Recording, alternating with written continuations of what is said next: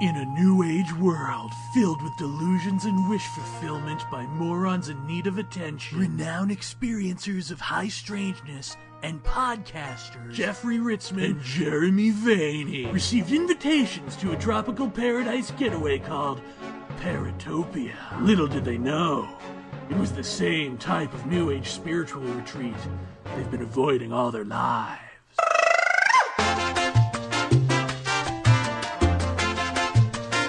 Oh, don't be shy. Use your lady things to jiggle. Use your man cash to wiggle. Come on, you can shake it. Yeah.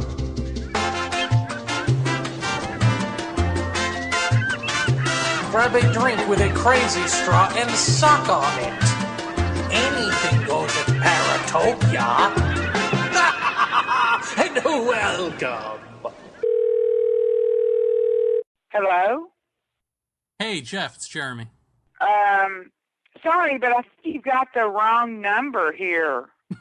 Jeff, are you doing that Angela Joyner voice again? That's hysterical. Jeremy, I'm the real deal. This is Angela Joyner. Jeff, that's awesome. Listen, who's the guest for this week? You know, if Jeffrey is trying to impersonate me, he's got a long way to go to get on Saturday Night Live. Wait a minute, is this Angela Joyner? Yeah, this is Angela Joyner, and... Well, that was embarrassing. How did I even dial that? I didn't think we were allowed to dial off the island. Huh. No, I dialed a 9 instead of a 7. Yeah, well, we should have her on the show sometime. I should stop talking to myself. I should call Jeff. Jeff. Let's see. Wonder what he's up to. Probably dreaming of me. Who doesn't dream of me? Well, whatever he's dreaming of, we should probably crossfade to that instead of just listening to me blab on for the next minute. As I continue to dial his number here, this is taking a long time. I don't understand. In the great green room, there was a telephone, Yeah. and a red balloon, and a picture of a cow jumping over the moon. And there were 3 little bears sitting on chairs, and 2 little kittens, and a pair of mittens, and a little toy house, and a young mouse, and a comb and a brush, and a bowl full of mush, and a quiet old lady who was whispering hush. Good night, room. Good night, moon. Brandon, read it to me again. Jeremy, what the hell are you doing? No, hey, Jeff. What are you doing, dude? We got a show to do. Come on. What? He's reading Goodnight Moon and cuddling with me under the stars. Jeremy, get up off the ground, leave Brandon alone, and let's go. We got a show to do, man. I can't believe this shit. This is ridiculous. Fine. Brandon, call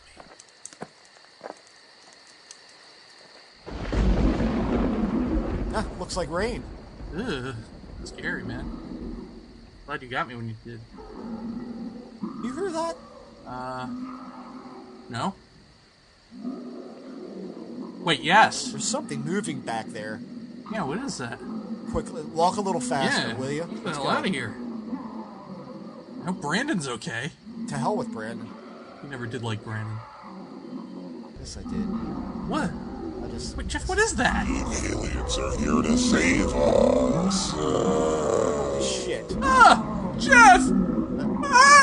This is every bad thing in ufology that we've ever talked about is right in front of us, Jeff! Oh my god.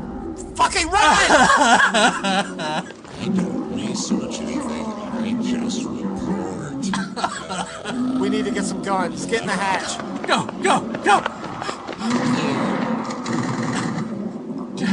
Jeff! There was a secret UN meeting about UFOs. Yeah, it's take all... Jeff, don't aim for the head, aim for the ass. ETH. ETH! I thought you killed that ages ago! Aim for the ass, they're full of shit, Jeff! Oh, extraterrestrial, you know. Jeff, I got one! I'm covered in shit. I've got some feeling it's a beautiful alien baby. Greer, get out!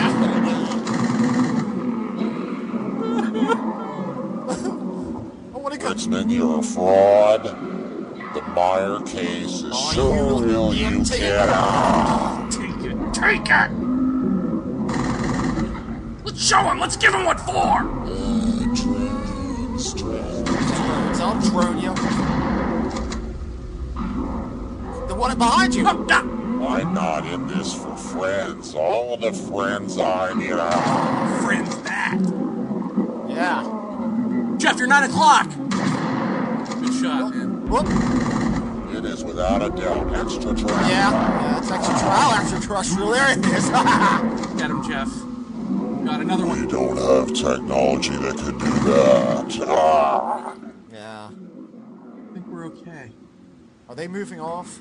No. You can't have comedy in a UFO podcast. Oh, really? Yeah. Comedy in threes, bitch.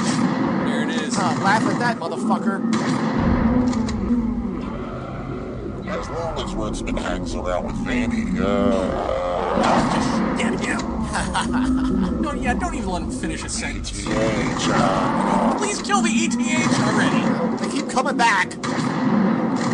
interdimensional rainbows. There's some rainbows for you. Fans. Nuts and bolts. Oh, Nuts. got your nuts and bolts right here. Oh, Is that all of them? behind you. I don't care about credibility. I win. Stay down. Stay down! Oh, My body exudes pellets of gold. I give you gold. Zoots my ass face. They're dead. Every last one of them. Let's hope they don't come back.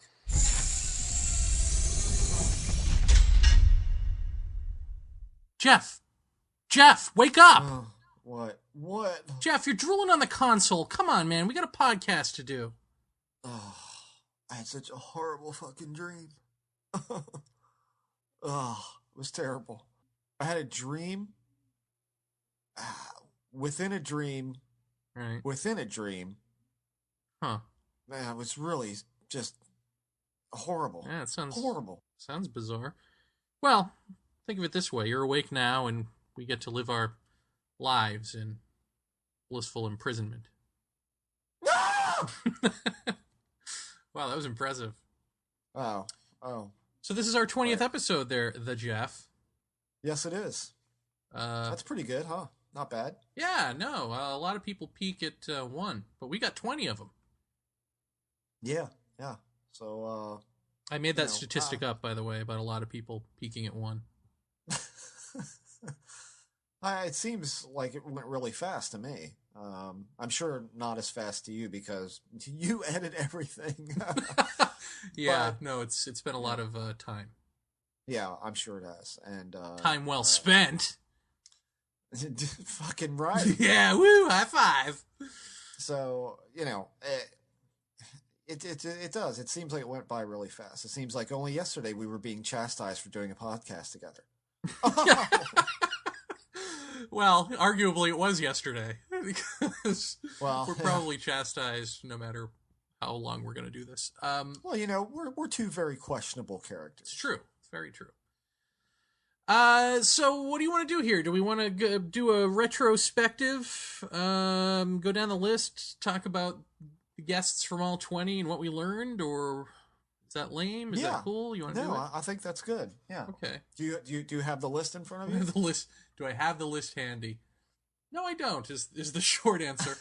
Although I can get that really quickly if you'll. I mean, well, we've got episode 1 with Whitley Strieber, which was our debut episode. And hey, who in the hell gets Whitley Strieber for episode 1? That's right. Of a podcast. So I think that was great. But caught him at a bad time. Yeah, I think he was a little under the weather. I think he was not particularly enthused with the way his life was going, and these things happen. Right. But I still think it was a good show because he did kind of, I don't know, more or less give us what I think we've been feeling somewhat maybe around episode 18, 17, which was you feel like you're the purveyor of useless knowledge. Yeah. or knowledge that no one wants to hear. Right.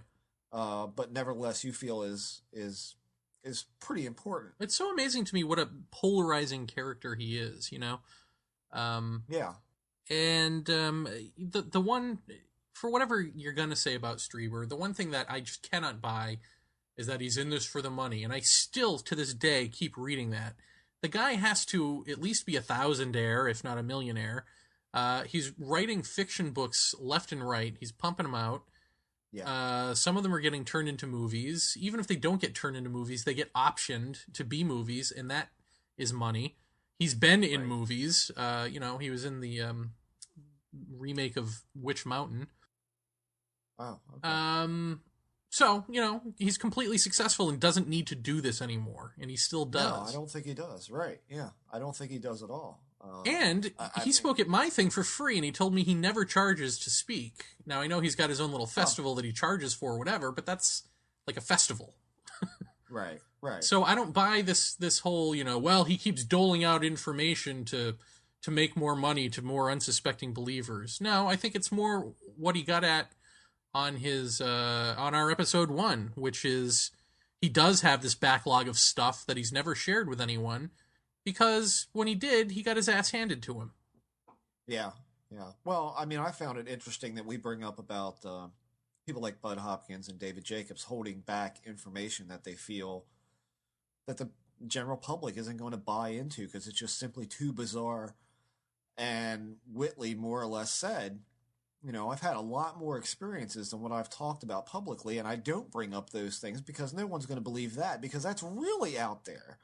Yeah, I mean, which imagine, is kind of funny to me. You know, Whitley Strieber saying that's a little too weird. Imagine, if you will, a field, you know, ostensibly a science, dare I say, they'd like it to be anyway, abduction research, centered around people, and those people aren't allowed to even tell the researchers whose livelihoods depend on them their entire story for fear of sounding outlandish, you know, to the very people that they should be placing their trust in.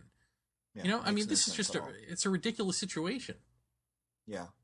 Well, I mean, I think that if anything, Whitley is a good example of what can happen when you talk openly and honestly about, like he said, he's the anal probe guy, and that invariably comes up at any point in time when you're discussing him.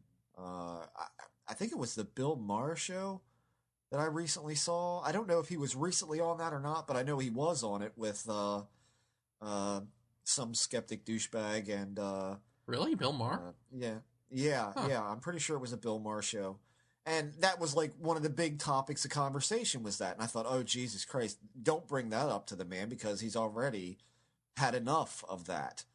But I mean, there's a prime example when you try to talk about this with 100% honesty. And I mean, frankly, for me, Whitley is the person who inspired me to not hold anything back at all. And even to talk about the stuff that doesn't seem to be inherently directed at the UFO stuff. In other words, this seeming to be ghost stuff that I've seen. Let's put that on the table too, because, you know, the longer we're in this, we're seeing that, you know, these crossover type of things. Right. So, I mean, but he's a prime example. That's what happens when you talk about this with 100% honesty and you're as open as you can be. You're immediately thought a fool, a fraud, a crank. You know, I get, he's always going to have my respect for that alone, that he did take that first initial step in, for the most part, very uncharted waters to do that. Mm-hmm. So he's got my respect for that. Yeah. Yep.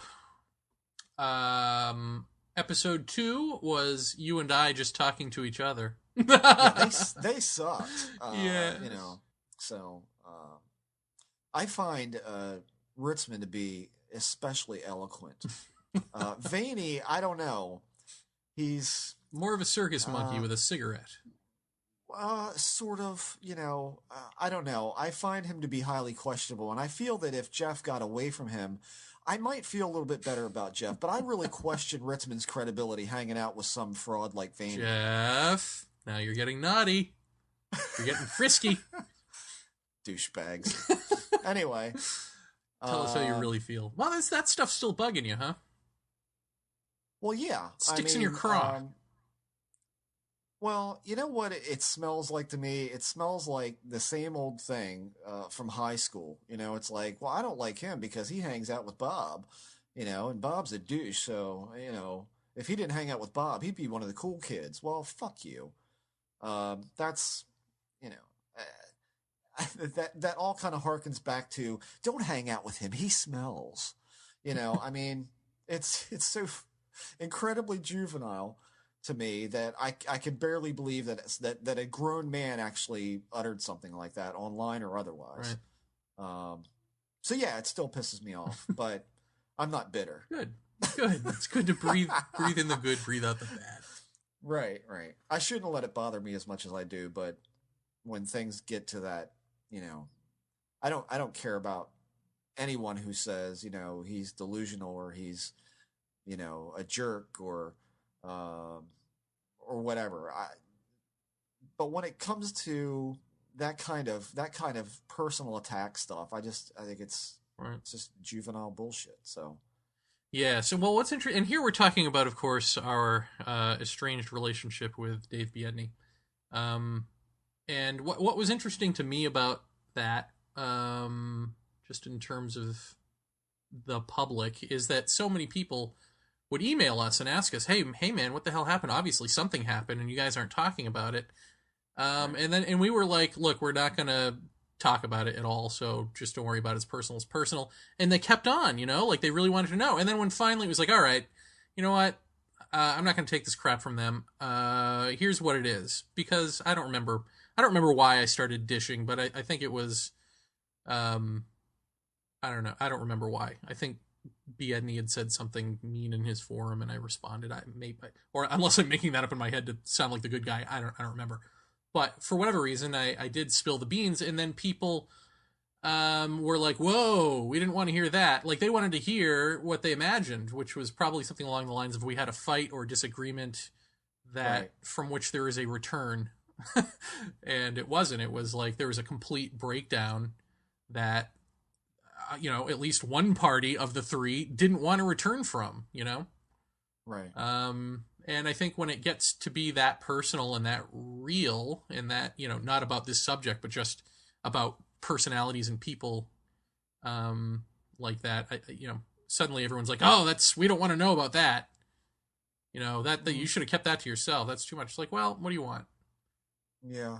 Well, I mean, in all honesty, when I was talking a few minutes ago, I really wasn't thinking of him per se, but some of the people on a message board on their site. But oh, really? Well, should I edit that? No, I mean it's okay. It's Well, you're talking about like Tommy Allison and Skylar and those morons. I wouldn't have, you know. Yeah, you said the names, so I don't have to. But you know.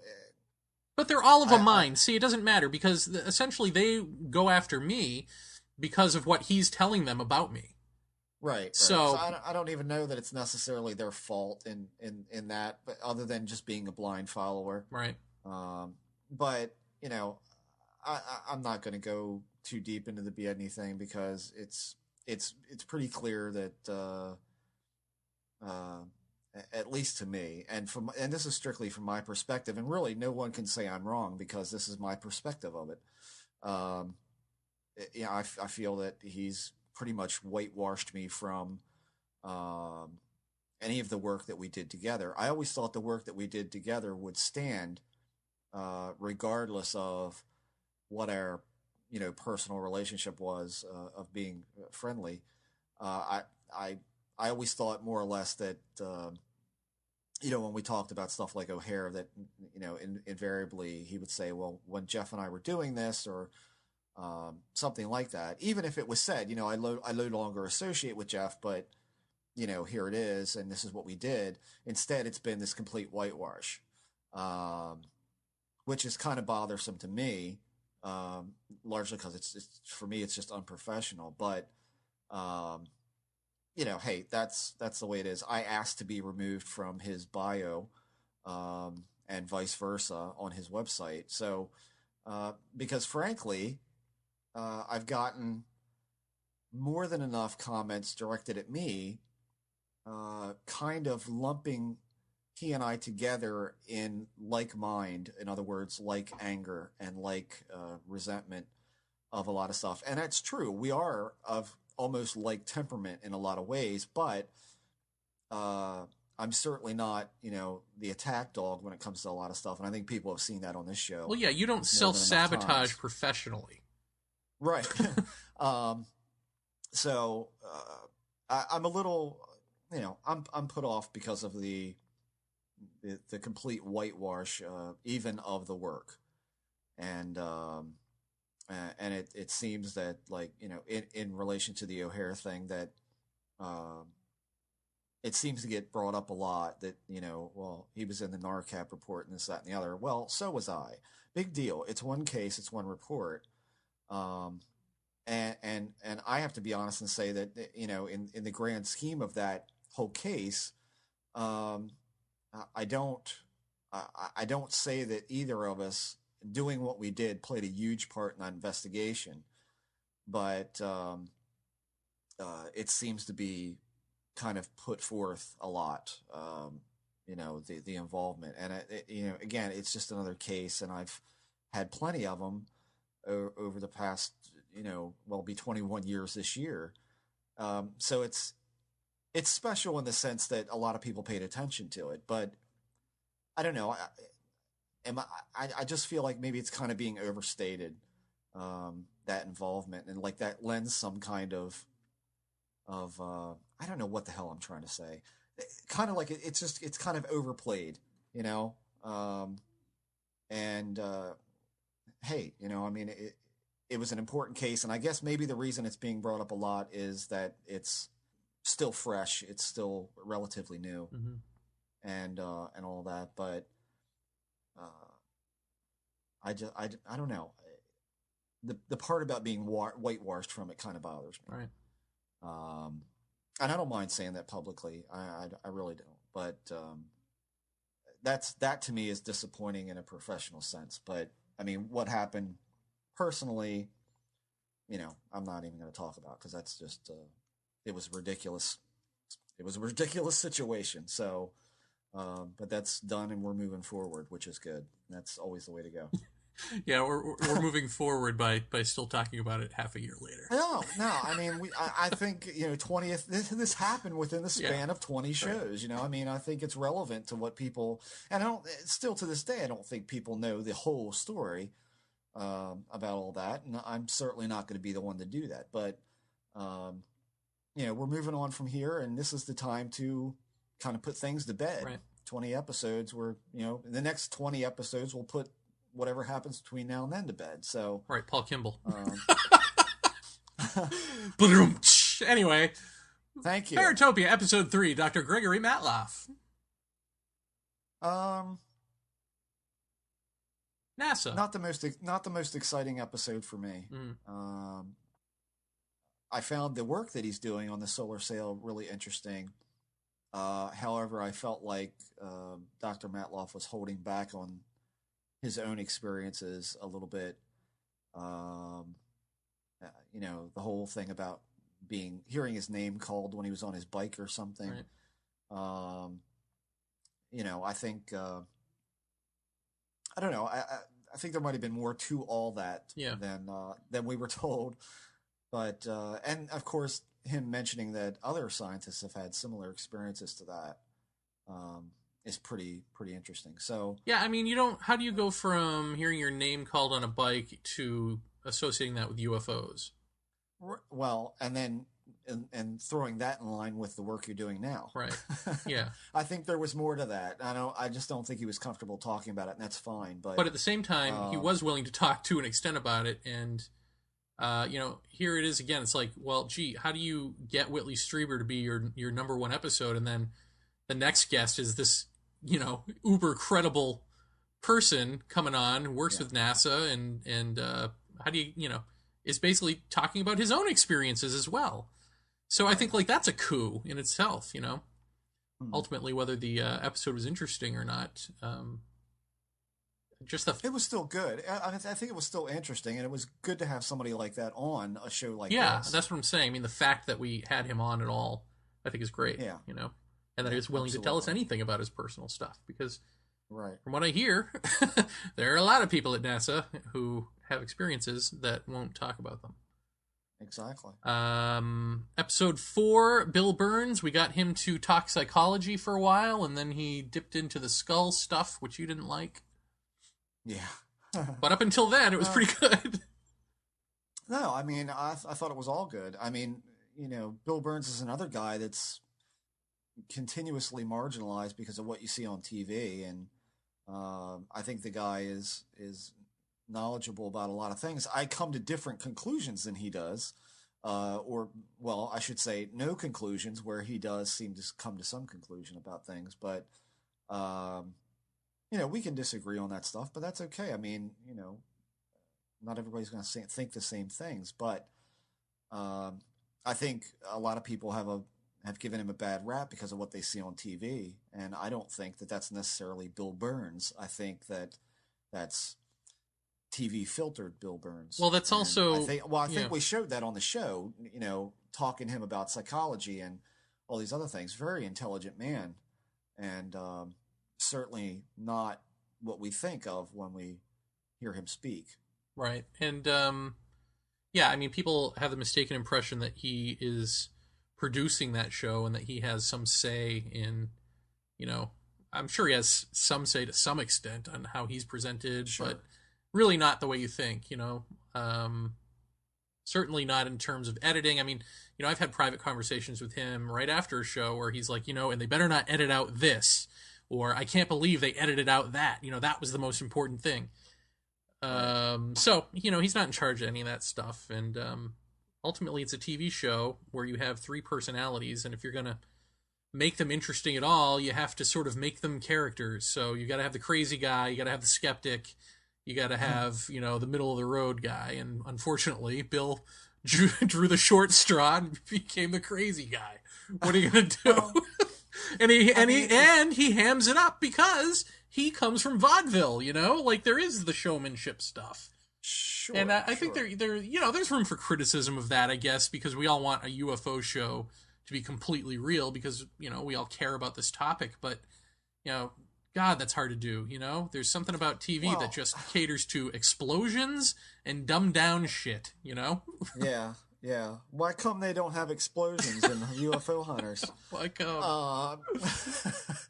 I mean, let's really dial UFO Hunters back and look at the premise of doing a show that, for me, when I first heard about it, was a spinoff of Ghost Hunters. Right.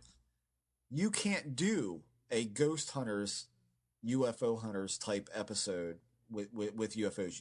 It doesn't work. There is too much work to do. It takes too much time. Most of it is thoroughly boring, mind-numbingly so. I don't think people would find it very interesting at all. Unless you've got a case like O'Hare and you are on the scene within hours of it happening. You just can't do that in a TV show about UFOs because it just doesn't work. Unless you've got a place like Gulf Breeze where stuff is routinely sighted all the time, or Pine Bush, New York, which I was a little surprised they didn't get to in the show this season. Right. But if you've got something like that, you could stake it out for 3 or 4 days and see if you can get anything on tape. Whether or not that's going to be that's able to have a show built around it, I don't know. But the very premise of doing it just doesn't seem like it's going to work from the get-go. It's not a it's not a phenomena that you can say, yeah, let's go to this place and there's stuff going on there and there's stuff going on here. It's not like Ghost Hunters where you have these things in a localized area. Right. This is fleeting stuff. So I think that from the very get-go, it was pretty hard to build a show around something like this. Yeah. And, I get the feeling that there's a whole bunch of, inside politics and all that, and things where, certain producers don't care about much other than making money and, No, clearly, yeah. whatever. It's TV. I mean, in the end, it's TV. And I feel like, for whatever his faults, you can't really pin all of this on Bill Burns. It just doesn't work that way. No. I think he is the perceived leader, though, when it comes to that. And people think, well, if he's the head honcho on this show, he must be calling the shots, and that's not the case, obviously. Right. Well, and then the other thing that people picked on was, like, his glasses and all this. And I thought, it was just sort of his way of, marketing himself. It's like, oh, I'm that dude with the flight jacket and the glasses. But it turns out, not only did he have bad eye problems in the beginning, and people would make fun of him for blinking, so they put on the glasses, but they had actually originally asked him to keep the glasses on because he used the glasses in that UFO Files show, I think it was. Right. And so the show actually asked him, will you, for continuity's sake, keep wearing the glasses? Yeah, it's a recognizable feature. Yeah, but then once again, it's like he gets crapped on for it. And it's like, what... Who cares at that point? What are people complaining about? If that's the worst thing you have to complain about is somebody wearing glasses or, blinks too much, it's like, Jesus Christ, this field is completely screwed up. Yeah. Well, we know that. Yeah. I think he has a lot to offer. I think some of his ideas are out there, and I don't agree with them, but in other respects, I think, and he is a showman, but I don't care. I guess I'm really forgiving of that. I'm a showman, or I like to think I am. I like to try to be, I understand that presentation is probably the key that's missing in ufology. You certainly got the facts and stuff like that, or the pseudo facts. We really need presentation. So, I forgive that stuff. That's just me, I guess. Yeah. Episode 5, Reagan Lee. Oh. That was good. I had read her blog for a couple of years, and I think at that point it was sometime towards the end of doing Culture of Contact when someone put the McKenna UFO lecture on your message board there, and I listened to it just on a lark, and man, that just literally reinvigorated me in this whole field, and it really did. I mean, at the time, I was just like, yeah, let's do a UFO podcast, but let's try to do ghost stuff, and let's try to do other things besides UFOs, because frankly, it's getting really kind of fried out. I wasn't having any experiences whatsoever that I could talk about, meaning none at all. And that kind of reinvigorated me into, hey, here's a possible thread that I've never looked into at all. And in that lecture, which I think a lot of our listeners have already listened to, which was, his description of a smoked DMT experience, Reagan mentioned a lot of things in her own experiences that seemed to really fall in line with things that Terrence were talking about, like, the small round furry balls she called wolves, I think. Being around her bed and chattering blindly, and all of this stuff really correlates back to McKenna's smoked DMT experience, where he talks about these elf-like beings he calls tykes, and they do mostly the same thing. And later on, which was really kind of weird, I was listening to reading something I think Terrence had written about the tykes, and he had apparently done DMT multitudes of times to where he became very familiar with the experience and familiar with these beings that he encountered in that experience. And he said, I gradually began to see them as sort of like having that used car salesman kind of attitude, and they were funny and they seemed friendly, but I wouldn't turn my back on them.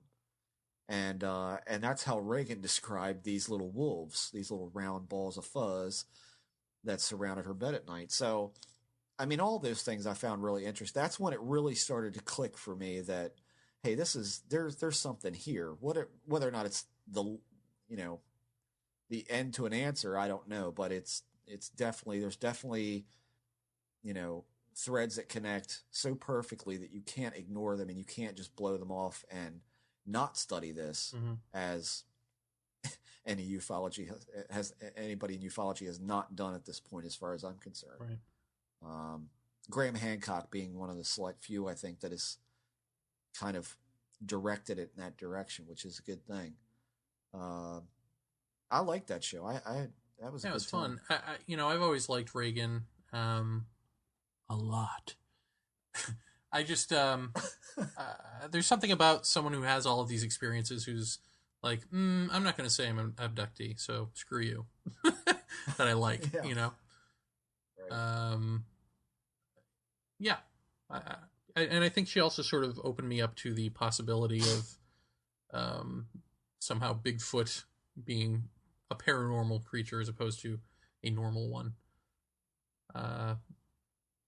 Ultimately, I don't know what the answer to that is, but obviously, but I'm open to it. I'm open to the possibility.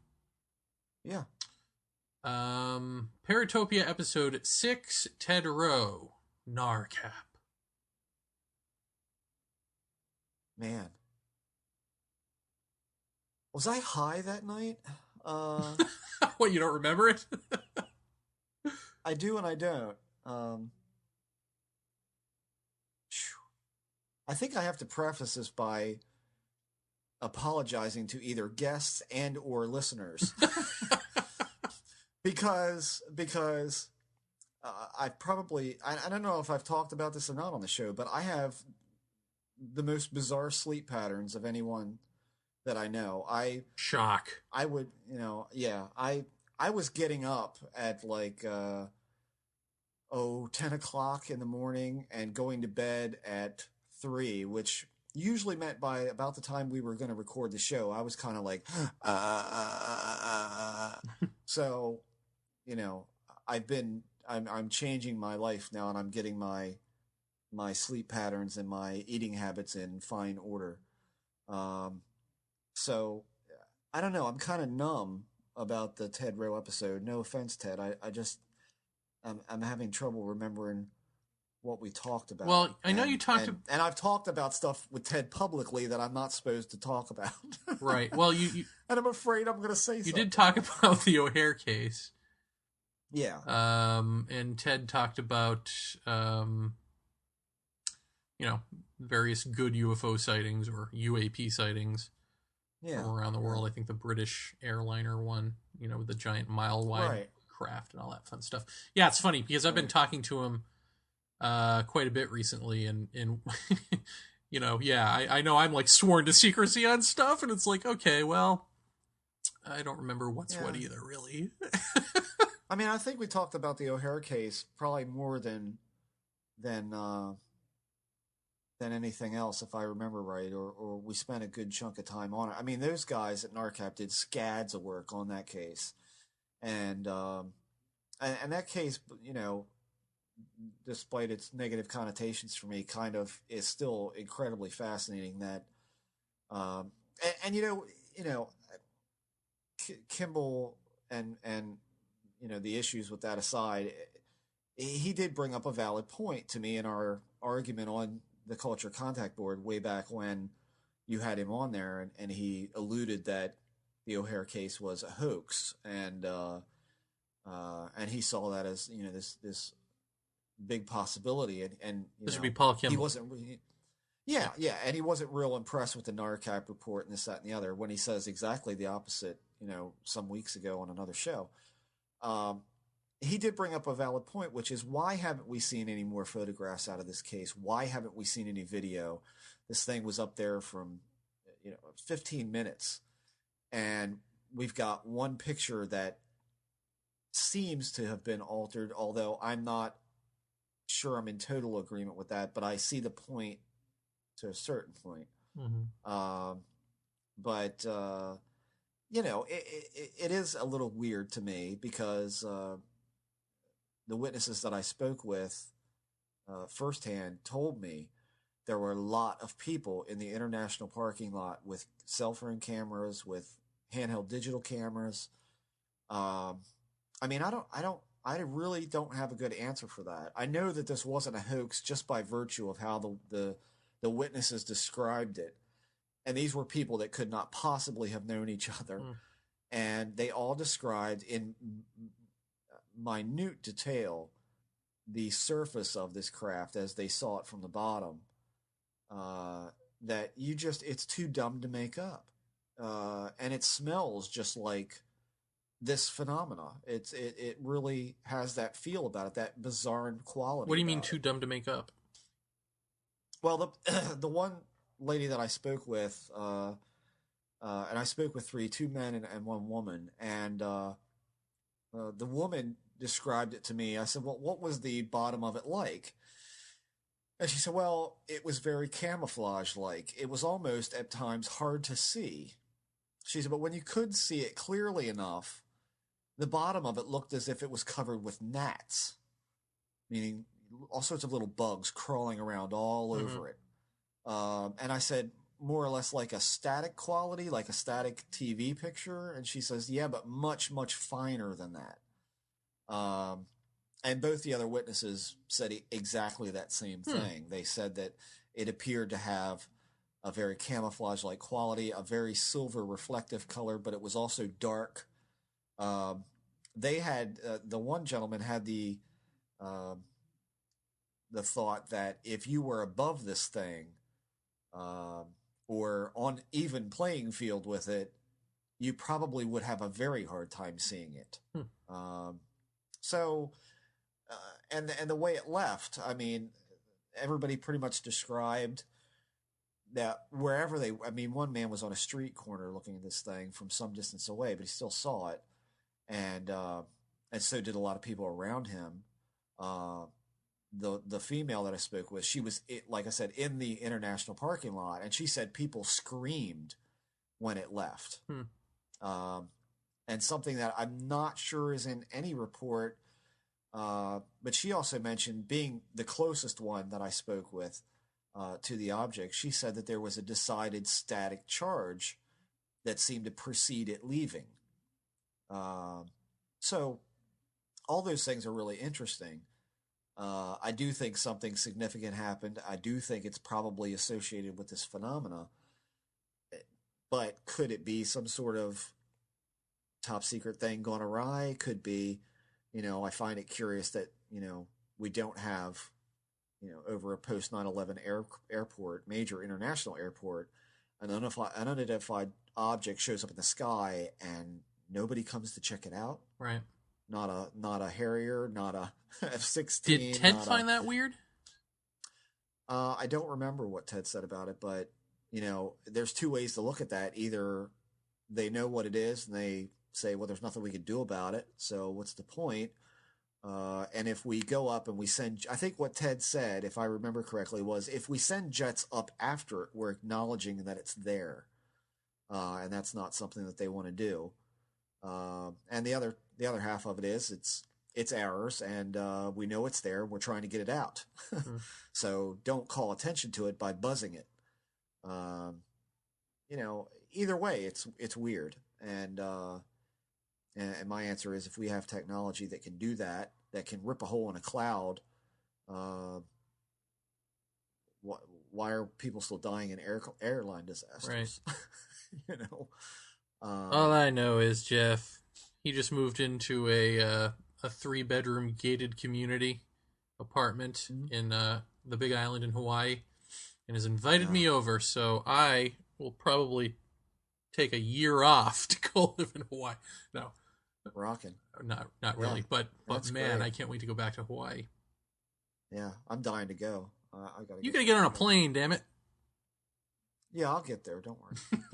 I'm going to Egypt at some point in my life, so I'm gonna have to get on a plane to do that. So, that's always been a target goal of mine in my life, is to see the Great Pyramids. Yeah, before they're done.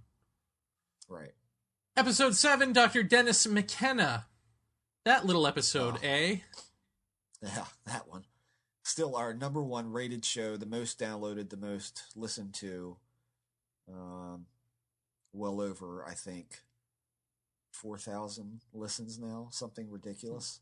I mean, it's a great show. I mean, what do you say about talking to that I was guy? shocked, though, to see people on the forums saying this is the best episode of any paranormal show ever. I was like, wow. Well, I mean, Awesome. I still think that True Hallucinations and Invisible Landscape and The Spirit Molecule by Strassman are still the 3 most important books written on this subject inadvertently ever. And to be able to talk with Dennis, a guy who was there with Terrence in La Chorrera and all of these things going on, that was just a treat beyond belief. I was shocked that I could even write him directly. I just spoke with him about a week ago through emails. I sent him a book that I saw online about mushroom art that I thought he might find interesting. And we are going to be doing another show with him. We're unsure when, because when I wrote him last time, he was getting ready to go somewhere in South America to do research. And, Researching quotes. No, I think he really was.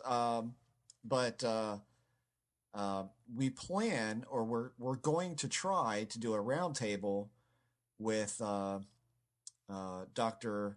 Luna, Dr. Fresca, Dr. McKenna, and Dr. Strassman, which will be the be-all, end-all roundtable for that kind of facet of research on this stuff. So if we can make that happen, that's going to be astoundingly awesome. So I don't even know what you could possibly ask these guys that would make you sound like an idiot. But well, that's why I think we need to do this stuff before we go. I completely agree. That's the only way I could possibly think that I'd have anything to contribute, is to say, abductee took the shroom. It's the same thing or it isn't. Right. Yeah, I mean, I don't think there's any way around it. I really badly want to tell you something, but I'm going to wait. I'll hold off. Thanks. I'll hold off. I'm sorry. I shouldn't have said that. We can edit that out if you want. No. I don't want to edit anything, damn it. Okay. Yeah, we'll talk later. But I think if we can make that happen, I think it's going to be a great show, and I think that we'll. I'd really like to find out from Dr. Strassman what's going on with the film that he was going to do. Is it out? I don't know if it's out or not. I haven't seen anything about it. But are you talking to yourself? No, I'm saying the film that he was doing. That's what I want to ask him about. You're like asking and answering your own question. I mean, I haven't seen it anywhere, so I'm just curious. I'm okay. Never mind. It's getting late. Episode 8. George Hansen and the Trickster Theory. Magicians gay.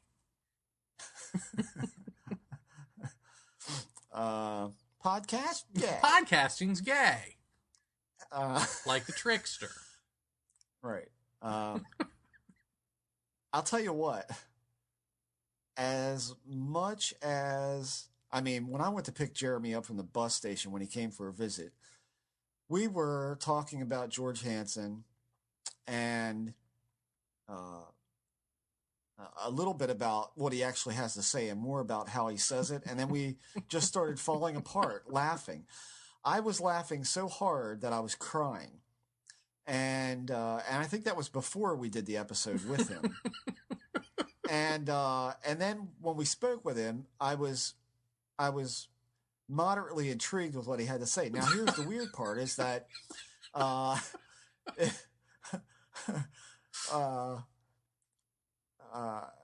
as time has gone on, I have found George Hansen and everything that he said on our show to be so true, it's sickening.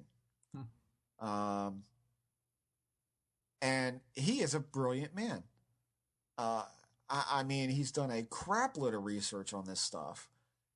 And, every corner I turn in this stuff, I see another thing to throw on the pile that he said. People, we always talk about how people go crazy in this stuff after a while, and they seem to just go off the deep end. This is something that he talked about that is in connection with, this is how all paranormal stuff works. Every person that you come across out there, he said he could pretty much pick out the train wrecks, before they even happen. The whole more wrinkles in reality as, the economy and all of these things get worse and people stress more. And I've seen that. Looking at the people who are between things.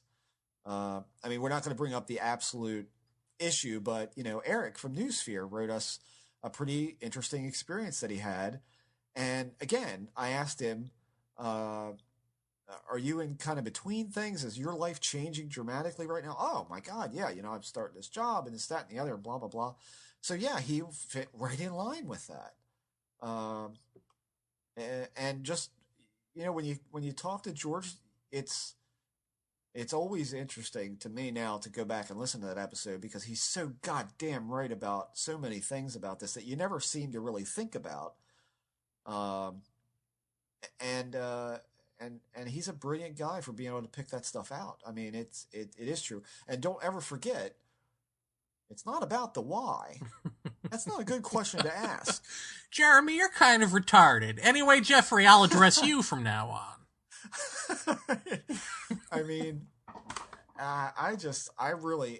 gotta get him back on, because he is, like I said, I'm astounded at the things that he's picked out, and they're true. As bizarre as they sound. And we'll just go down the list of people, like Dolan. What do you think? What are the Vegas odds on Dolan going nuts?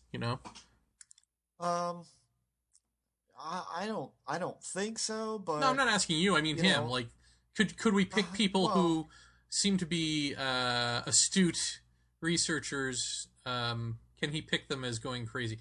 Would he say to us, "Oh yeah, Dolan's got 2 years before he's nuts," or would he say Dolan is completely rational and will be just fine?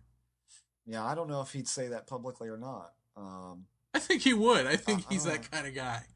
He would just blurt it out, Well, he's only telling you the truth as he sees it, and I don't know. I'd be curious to hear him name names about stuff. He certainly tore that whole Linda Cortile thing in the ass. Yeah, so he had no problem walking right up to me at that conference where I met him and saying, the problem with you and Dave Biedney and Jeff is, and then explaining to me what the problem with us is. Well, you know what?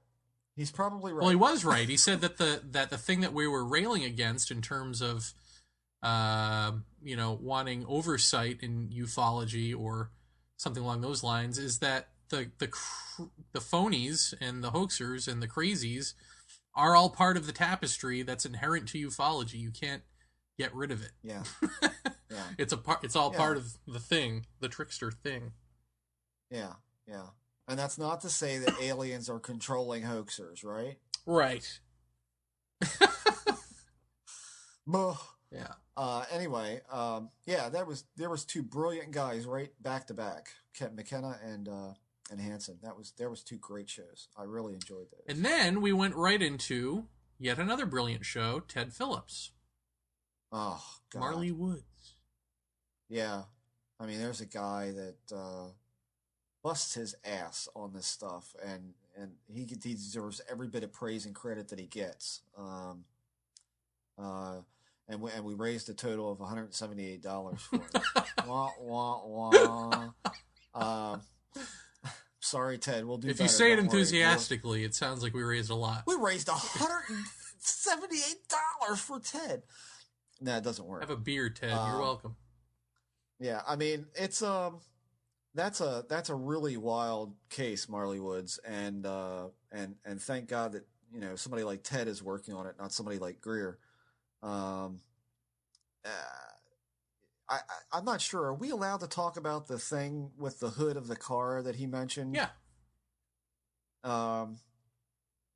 He said he forgot to mention it, and he doesn't routinely mention this, but it's very weird that and I'd have to go back and listen to the show again, but I think he said that something had touched a woman's hood of her car and left a residue.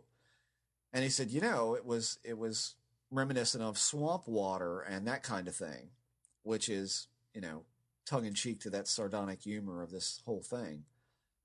Swamp gas, Right. swamp residue of some sort. But what I found to be really weird, and what I told my wife about after the show was over, and she's like, "Oh, come on!" She said, he said that a good portion of the makeup of this stuff was carrots. Mm-hmm. What eats carrots? Wabbits. Where do the rabbits go? Alice in Wonderland's hole. Right. Yeah, well, my friend Harold Egeln, who we've got to do a show with, you've got to, I've told you, he's the yin to your yang. He's, if you were positive about this stuff and not fearful, that you would be Harold. Right. But his whole thing is Alice in Wonderland imagery.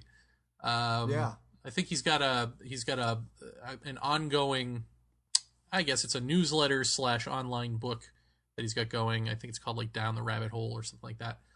But yeah, a lot of his experiences, there's that stuff. There's something about rabbits always comes up, Yeah, it's funny. And again, we find that someone in Marley Woods had, had mentioned hearing chattering voices, just gibberish, which again loans back to the whole DMT tykes and Reagan's chattering little wolves, which I found that bizarrely interesting. And I forwarded, the book titles to Ted to read, so I'm not sure if he's got to those yet. We'll ask him when we have him back on. And he's going to be return guest again. So, because we got to follow up with him, and we have to do another, we're going to do an auction this time rather than a raffle.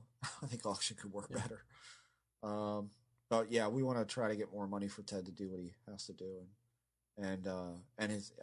We just recently sent his check off. So yeah, it was a great show. Really great. Great to hear about current things going on right then and there. Yep. And then followed up by one Debbie Jordan, who wanted to tell us things that she could not tell Bud Hopkins. Although I don't really remember getting to a whole lot of those. I think what she thought was high strangeness and what we thought were high strangeness were different things. Like, she thought being possibly pregnant by aliens was high strangeness, and although that is, it's not what we mean by it. Yeah. So, what did you make of her? What did you think? Oh, I like her. She's very nice. Yeah, I like Deb a lot. She's a good person. Yeah, she definitely is. I don't know. I get hung up on terminology, and I, like I said when we did that show, I think she said some things that just kind of lent me that new agey way. But you say she's not really like that. I don't know. It was an interesting show to a point. I'm still kind of unsure where she is with all of it. Like, with Bud, I can't remember. Was she hypnotically regressed by him or not? She was, but she said that she said really what happened was she would go to these hypnosis sessions, and it wasn't like she remembered stuff under hypnosis then. It's like it would jar her memory, and then later she'd be in the kitchen and have a flashback, and suddenly it would all like come flooding back, like that kind of thing. Yeah. Yeah. But she said that the majority of her experiences, she remembered as they happened, like you do. Right. Yeah. Yeah. I don't know. I don't know. I guess I got a hard time kind of judging that. Whenever Hopkins is involved with regression, I guess I have an issue. I don't know. It's probably just a hang-up. Very nice lady.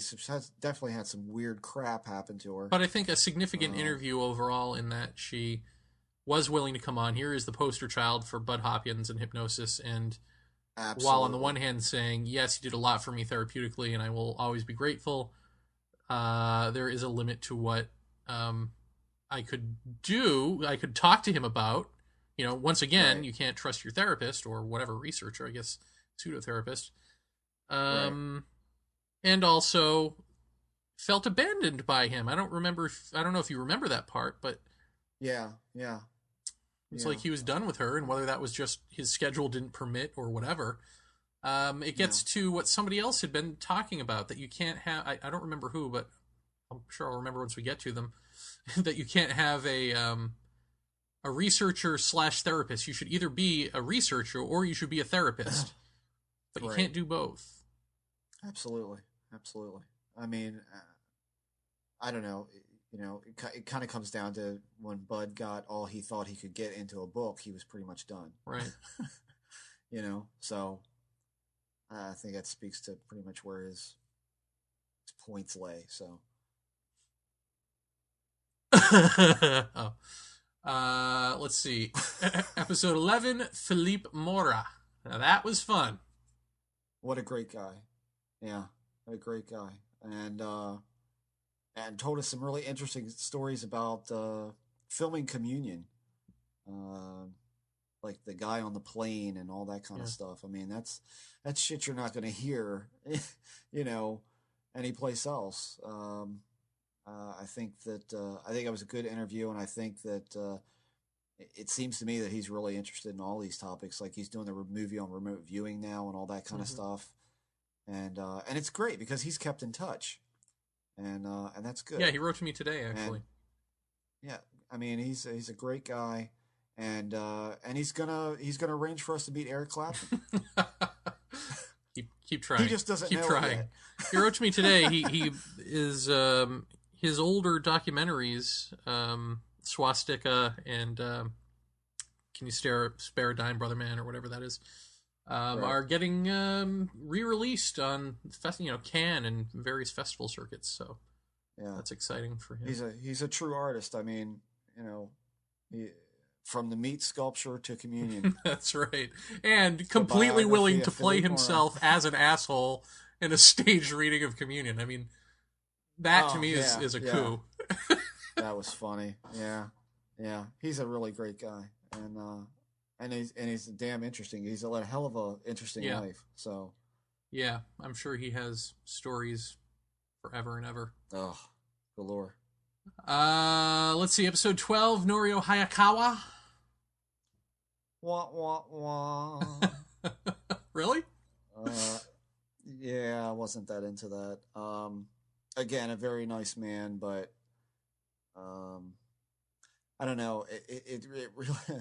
It really didn't come out towards the end of the interview when we realized that he was pretty much playing this Dulce thing to kind of get the attention of people to kind of talk about the Jacques Vallée area, because that's really where it seems his interests are with this stuff.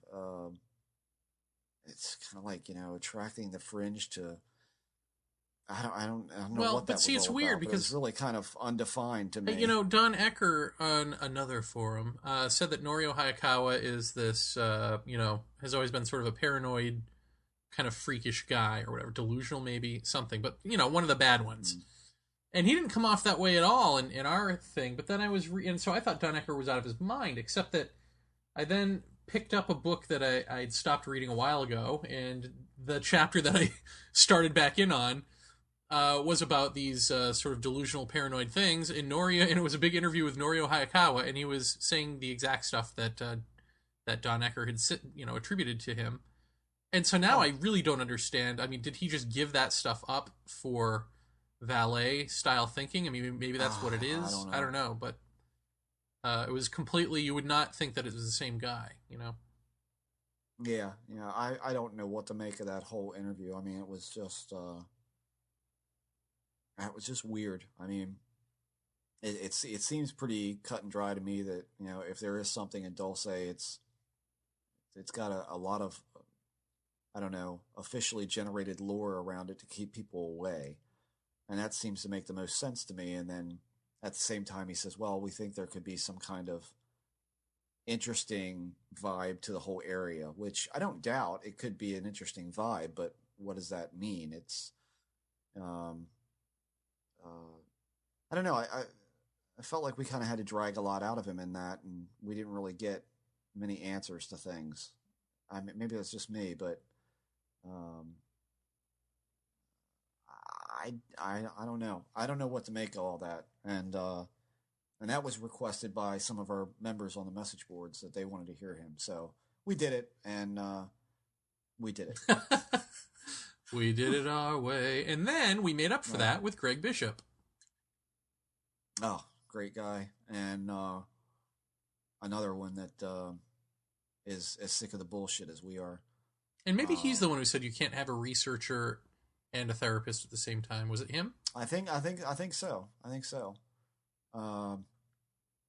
And you know, he's another one that goes out and talks to people directly and then writes up exactly what he finds out. I mean, it's not. I don't think with Greg you have to think about. I wonder if he's lying, or I wonder if he's making this up to make a good story. I think he really sticks to the facts, and I think he's a great researcher. And again, he too sees the DMT connection thing. He was one of the ones that said that the Spirit Molecule is probably one of the most important books written about this in a while too. So, yeah, I mean, he's got a hell of a lot to talk about, and he's talked to so many people over the years that I think probably, excuse me, for my money, Greg's maybe got a better handle on this stuff than most, although I think he'd disagree. Well, that's what makes him have a better handle on it than most. Yeah. A very down-to-earth guy. Yeah, I mean, he's the guy I want to meet at a press conference and hang out with. Absolutely. Press conference, UFO conference, whatever the hell I'm trying to say. Yeah, absolutely. Let's see. Episode 14, Stanton Friedman. Someone noted that I think we got off 4 questions. Which isn't bad if you know Stan, you know? Right, yeah. I didn't really get to ask him as much as I would have liked, you know? Like, are you sure it's ETH? Right. Because I'm pretty sure we just slayed that one out in the hallway. Twice.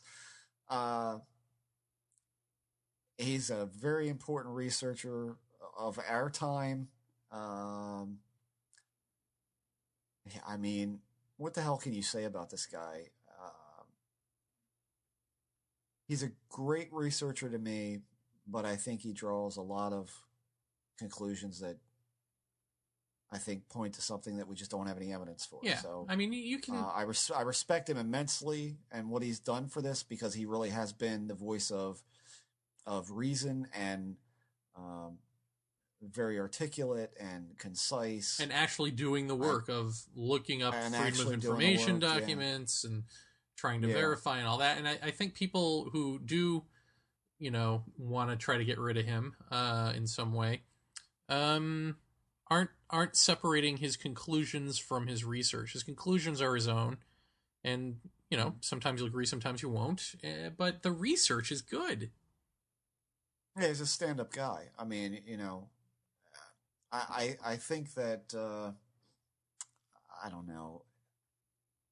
I think he takes that pedestrian view, and I'd be almost willing to say he's been the purveyor of that for quite a while. Like, I always hate to hear him say something like, why are they here? Well, they're here to keep an eye on, and when you don't go out and contact somebody unless they can come out and do things to you that you don't want done to you, and this, that, and that. I'm like, this is all very, second guessing the alien mind and attaching a incredibly human trait to something that's clearly not human.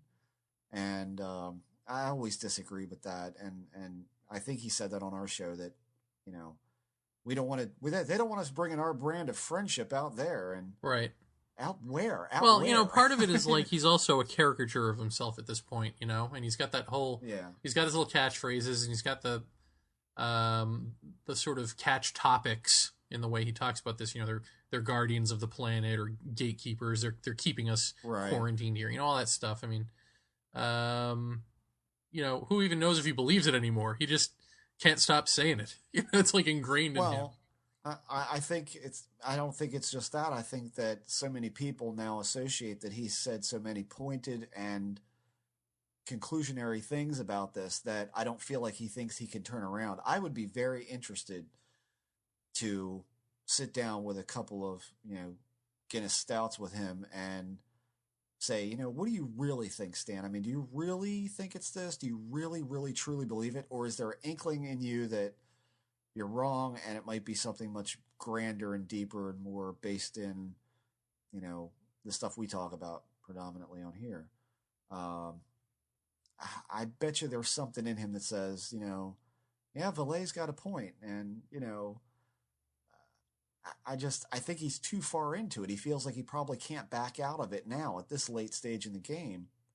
And I think he could. And I think if he did, I think he'd almost be a bigger name than he is now. Well, we sort of got him to say, we got him to talk a little bit about dimensions and stuff.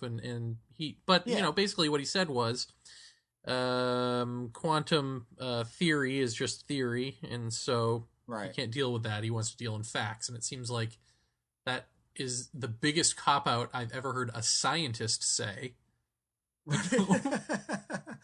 Yeah, I remember that now. I mean, what are you going to do? Again, he's looped into his theory, and I feel like he thinks he can't escape it if he wanted to, or maybe he doesn't want to. I mean, he's made all right up to this point, so what's the point in don't fix it if it ain't broke. So true. Let's see. Cattle mutilations. Rob Rooser and his grandfather. I love Rob. Really bad show. People liked the show. I was surprised. They did. I was surprised too. I just the clincher for me was,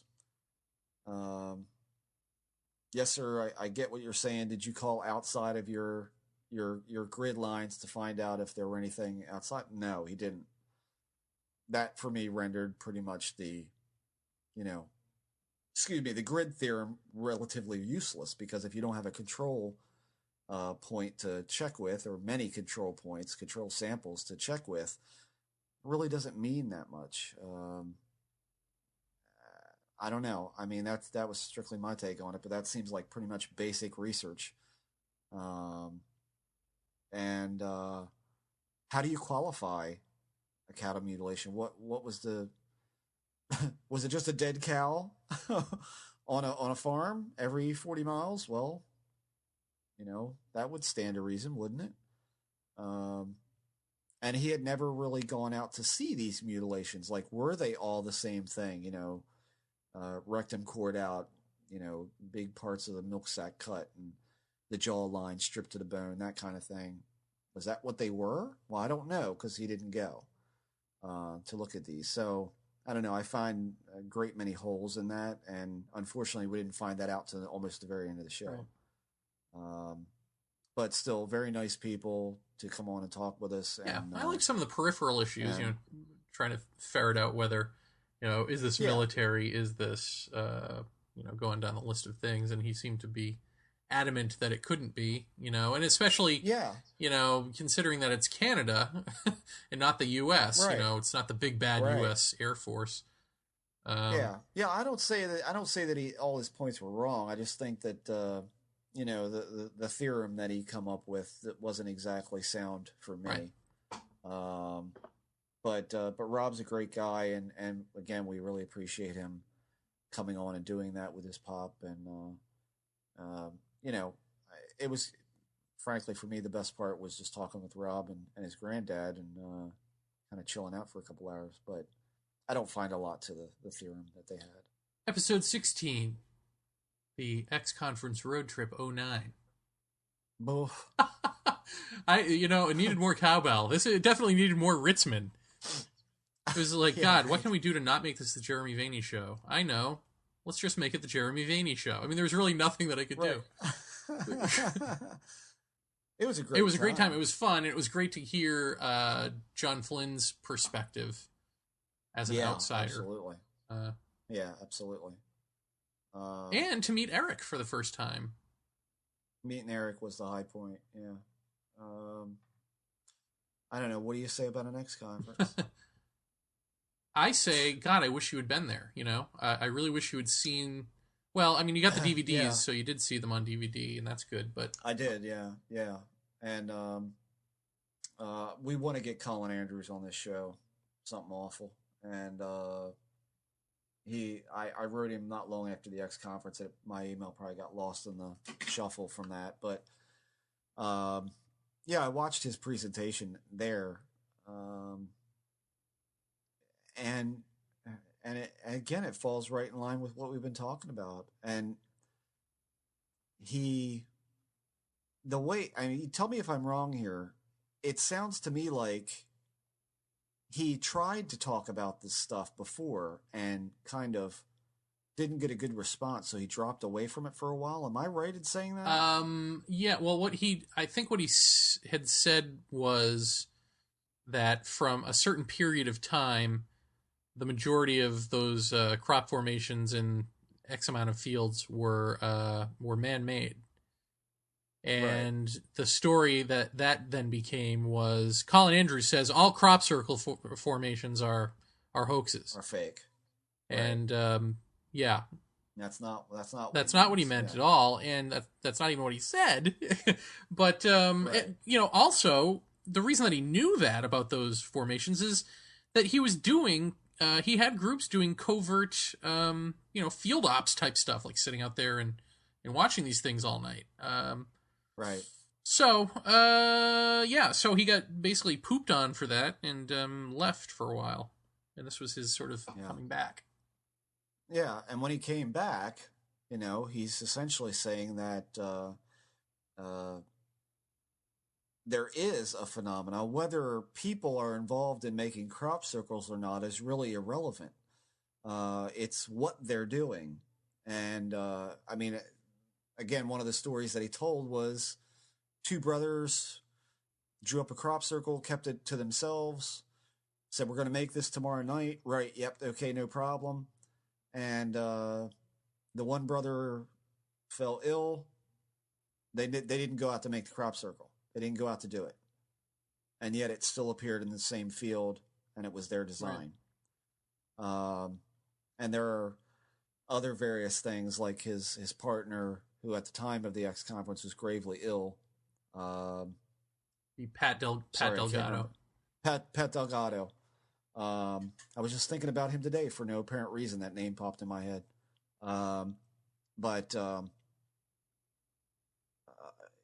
Pat going into the center of a formation and feeling a pull, and Colin looking over at him and seeing him, leaning back at an absurd angle that he couldn't possibly have stood on his own that way. And Pat said he felt like he was being pulled in, and literally Colin had to drag him out with all his force to get the center of the circle to let go of him.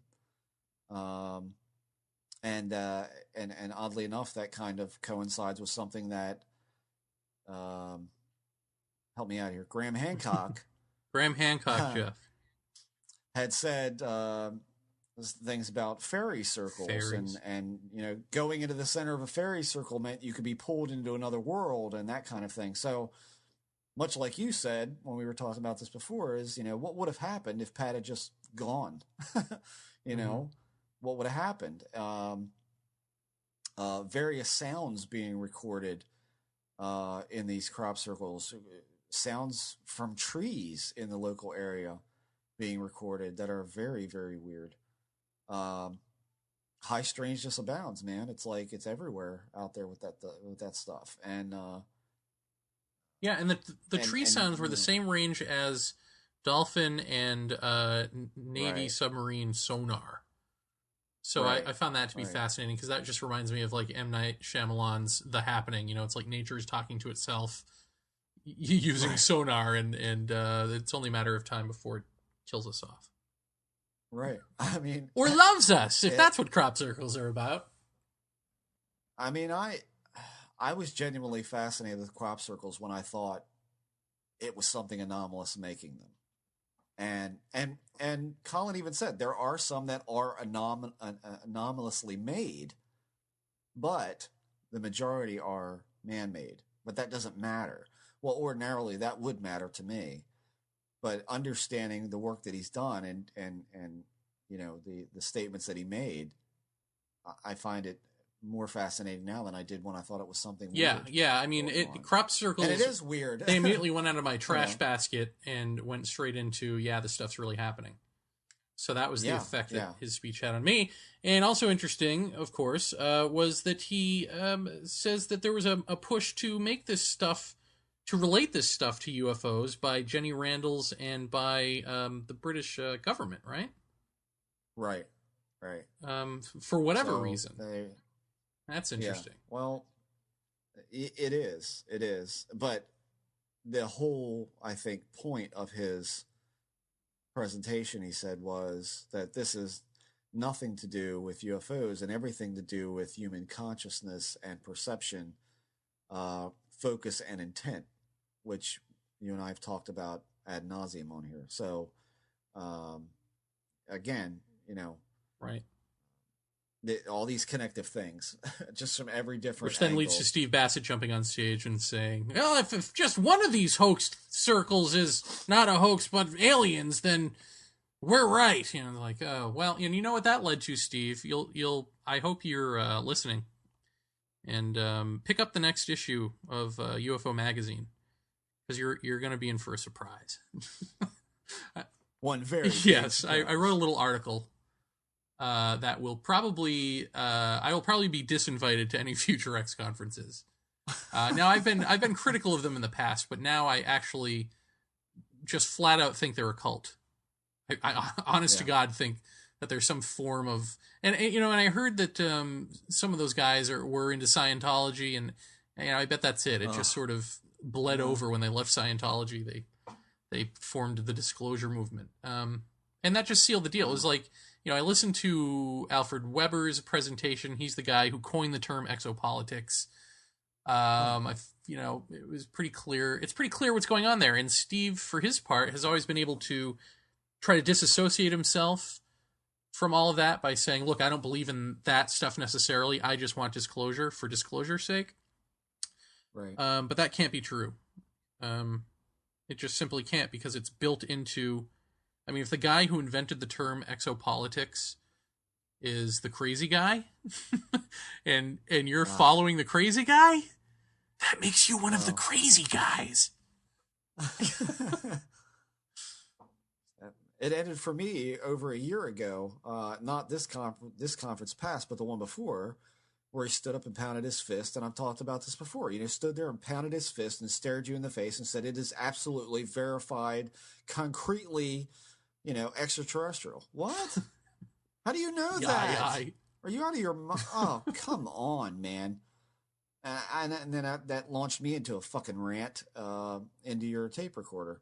But, that did it for me right there. I mean, he's I don't think there's a shred of credibility left in that whole thing. And, they can say what they want, but that's the way I look at it. Unfortunate that, they do have a couple of good speakers every year that are worth listening to. And then, of course, Bassett stands up when they're done and shits all over them about extraterrestrials. So what are you going to do? Well, this is it. I mean, and this is why I'll just give it to you so you don't have to buy the magazine. The reason that I think I've figured out that this is a cult is that, prior to really paying attention to what Weber had to say, I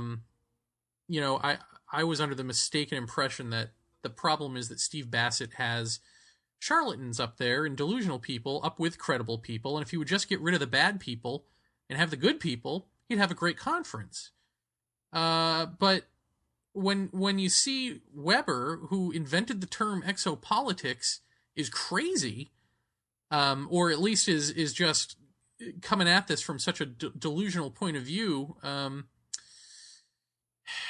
well, then you see that he can't get rid of the crazy people, and that, in fact, he doesn't care whether you're credible or crazy as long as you play within the parameters of the disclosure movement. So they set up these false boundaries, much like a religion. They set up these false boundaries around the unknown, and then they argue from within those false boundaries. And if you argue, so whether you're a good researcher, again, or a bad one, it doesn't matter as long as you're in that boundary. And the second Colin Andrews made it clear that he wasn't playing within those boundaries, Bassett had to get up there and put it right back in that boundary. He had to reframe, recontextualize Colin Andrews, even though we heard him all with our own ears, right back into disclosure, because that's his belief system. His belief system doesn't work otherwise. Well, anybody who says they don't care about credibility, that doesn't matter to them. What more has to be said? Bye. That's why that zombie's laying over there on the floor. Yeah, there it is. Yes. Bruce Maccabee and Gulf Breeze was next. That was great. I've known Bruce for Jesus. That was like going to school, that episode. God, I've known him for so many years, it's ridiculous. I can't even remember the year that I met him the first time, but there's a guy right there that he doesn't care who you are or what you know, if you have a question for him, he's glad to sit down anytime and talk to you about it. Very giving with his time. Damn dogged researcher. I mean, he's really on something until the bitter end with it, and one of his biggest being the Golf Breeze thing. Bruce is coming back next month to do a show, I think on the New Zealand stuff, right? Sure. So we're going to do that, and he's going to be pretty regular around here. So, and he's advanced in age, so it's really hard for him to be regular. Sorry, I couldn't even say that evil without killing it. Sorry. You're an asshole. Anyway. God, I love myself. Clearly. No, I mean, Gulf Breeze being one of the biggest ones, and still being one of the ones that I'm probably the most interested in that whole area. If you can visit Gulf Breeze, I still encourage people to go, because it's not only is it a beautiful area and everything, but I still believe if the people down there organized into another Skywatch, I think sightings would start happening again. I really do. I think they showed up because people showed up to see them. So, the end. Kevin Randall tackles abductions. That was a great show. Yeah, it was good to not talk about... Actually, the only people talking about Roswell on that show were you and me. Yeah. Yeah. I think again, with the ETH thing, I mean, he certainly leaves the door open for other possibilities, but I think we kind of disagreed on what we may or may not have in the way of advanced technology and that kind of thing.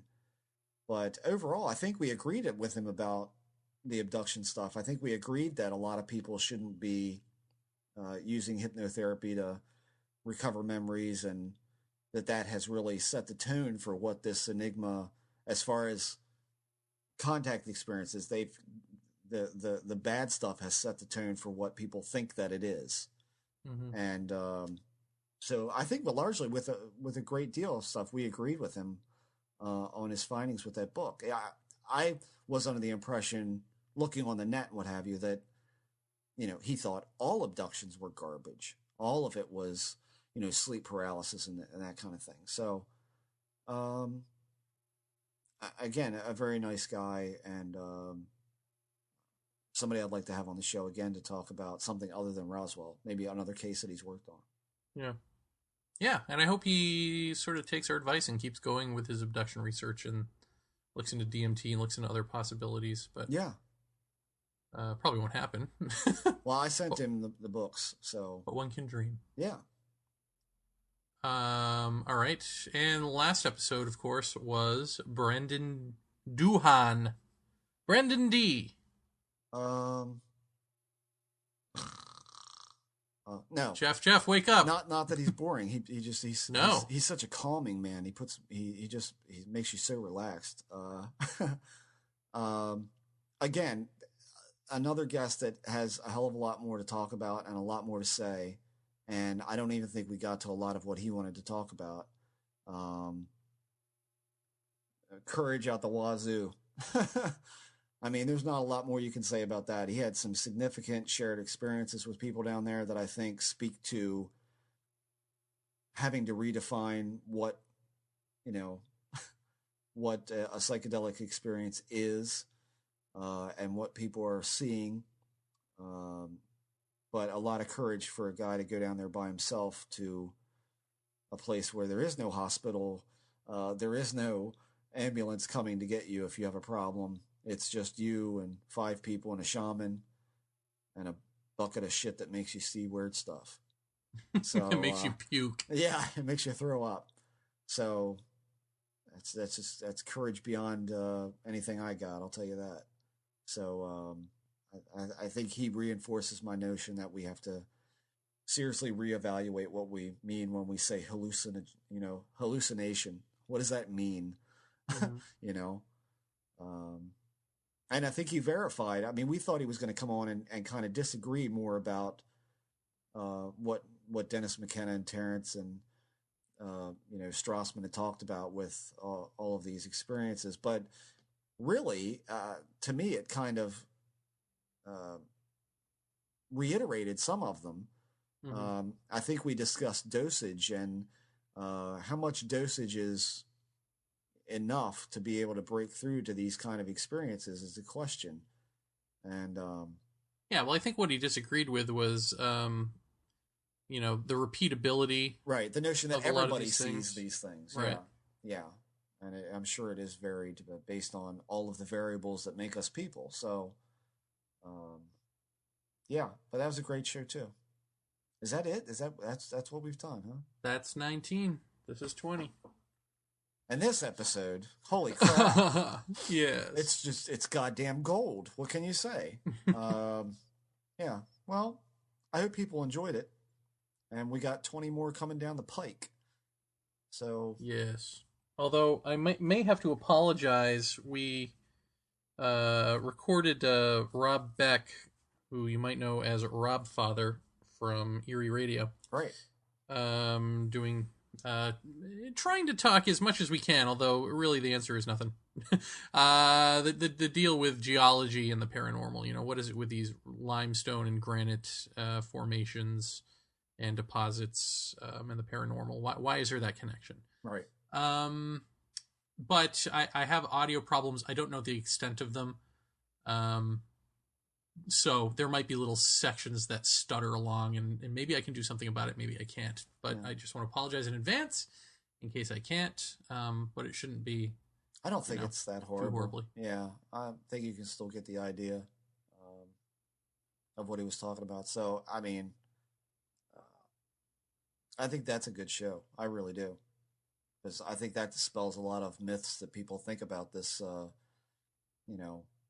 why are places built on granite and limestone with running water? Why are they always haunted? I think we've heard that on Ghost Hunters a lot. And Rob talks a lot about, what he thinks of that theory and how there's maybe not much to it. Right. Which is good. So, that's dispelling a myth. That's what we want to do. Yup.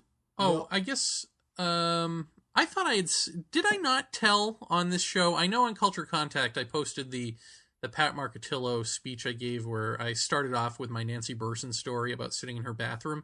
But I thought I'd also reiterated it on this show at some point. Did I not? Because there were a couple of people on the forum who said, yeah, please tell it. We want to hear it. And I thought, didn't we do this already? I don't think you did on this show. All right. Well, but if you'd like to, then please do that right now because yes, I'm going to go get some nicotine. I told them you go to the bathroom. Ah, good. I told them that I would. So here's that bit. Nancy Burson is this woman who wrote a book called Lineage, which is who the hell knows what it's about. I tried to read it. I tried to review it for UFO Magazine. I met her when I was doing the first Culture of Contact conference. I was going around looking for places to hold it. And one of the places was called Meta Center. So I went in there with Alan Steinfeld, who was showing me around. And we went in the middle of someone's presentation, meditation horseshit. Yeah, and so at the end of that, we sat in on that for a while, and then at the end, he introduced, and Nancy Burson's here, and she got a big round of applause, and, she's going to be holding this workshop where if you bring your camera, you can film orbs in the room, and you can watch the Statue of Mary dance. It's like, what is this about? So I introduced myself to her after, and she was, oddly enough, skeptical of me because... people in the New Age world don't necessarily believe abductees and all of that, but when she realized that, ironic, right? But when she realized that I wrote for UFO Magazine, it was like, oh, here's a way to get my book reviewed. So actually she invited me to her house. She claims that she has a little statue of Mary, of the Virgin Mary, that dances, that miraculously dances. And she further claims that she met these light beings in a crop circle over in England that aren't extraterrestrial. They call themselves extracelestials. And they visit her by coming through a portal in her bathroom.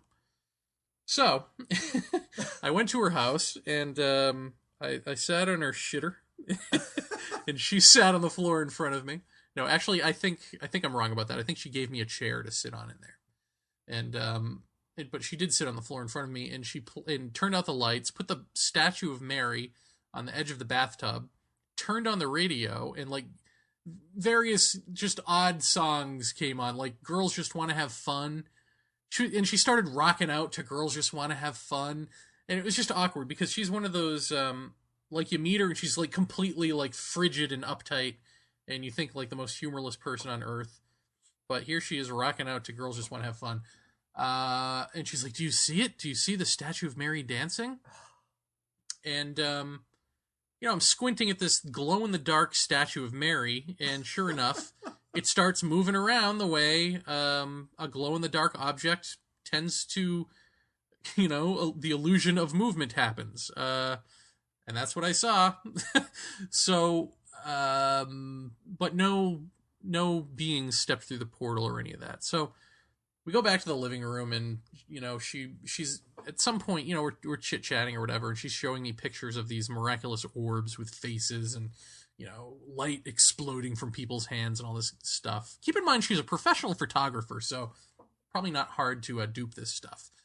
In any event, she's also one of those who in her book talks about her indigo child.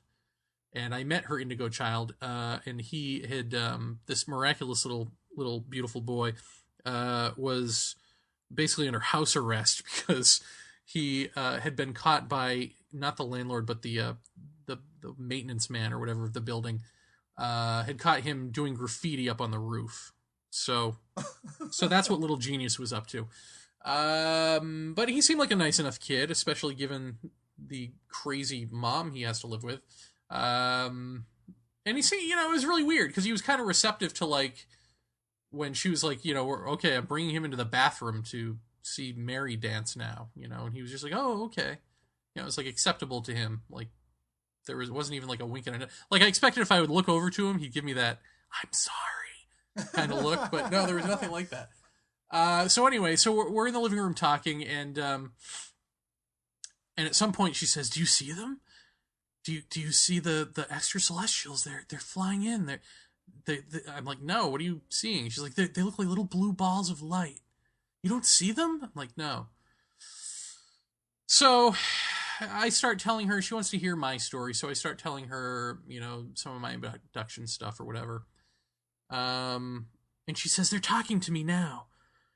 She channels them. She hears them, and I really, yeah. She's like, they're telling me something about you. They're telling me that you need to get a sense of humor about things.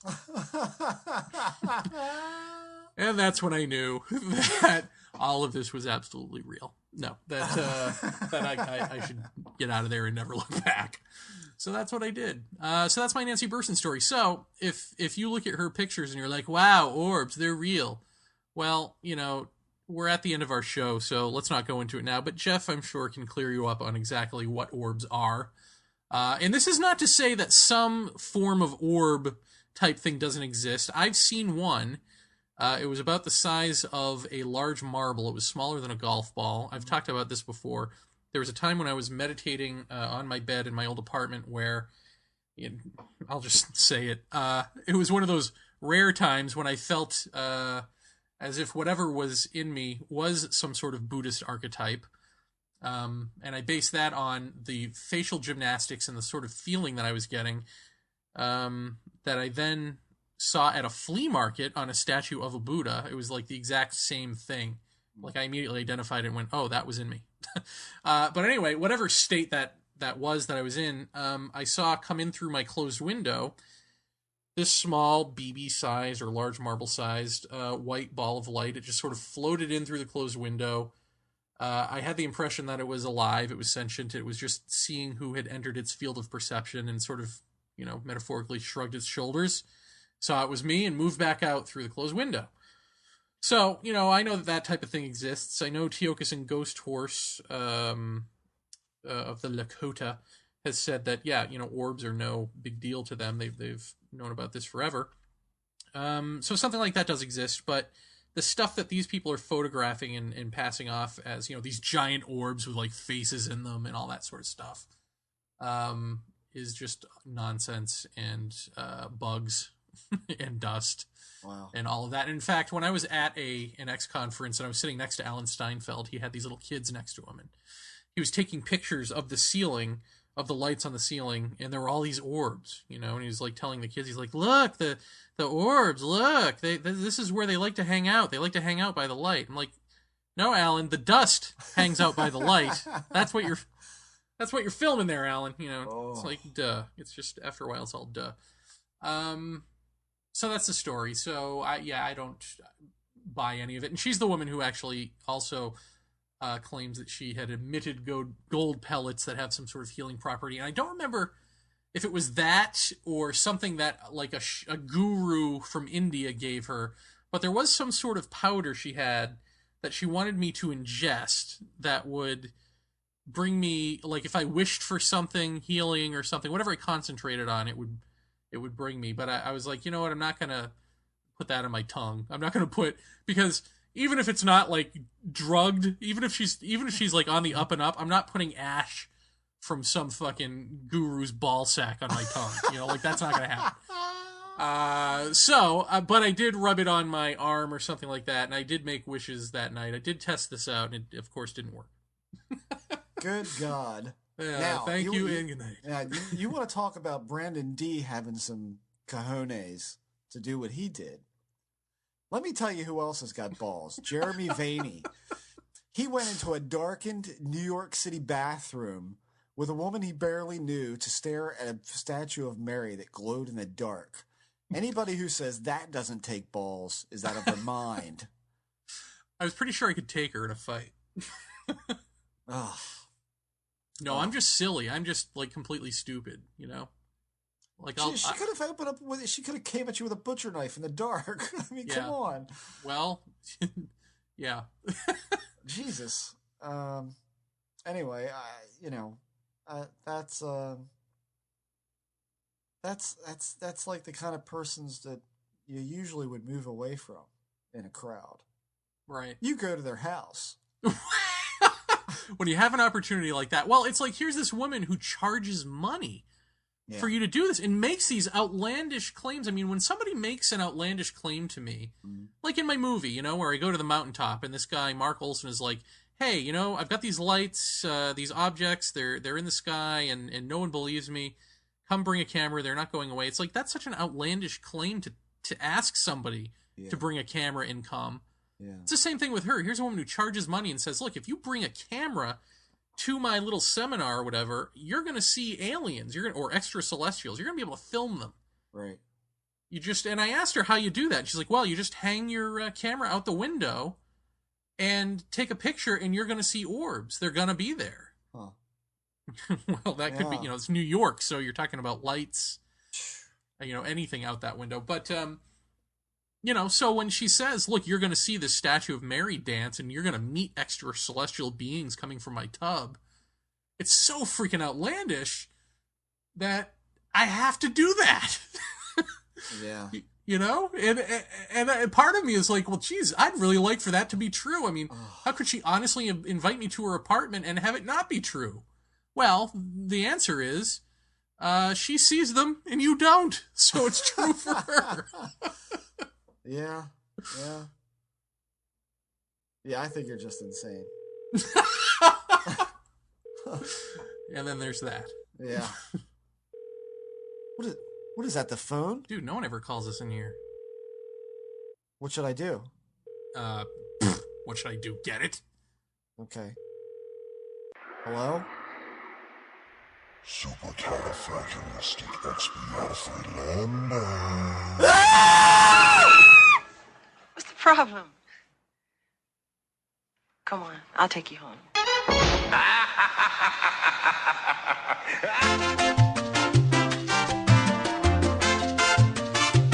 In the great green room there was a telephone, and a red balloon, and a picture of the cow jumping over the moon. And there were 3 little bears sitting on chairs, and 2 little kittens, and a pair of mittens, and a little toy house, and a young mouse, and a comb and a brush, and a bowl full of mush, and a quiet old lady who was whispering hush. Good night room, good night moon.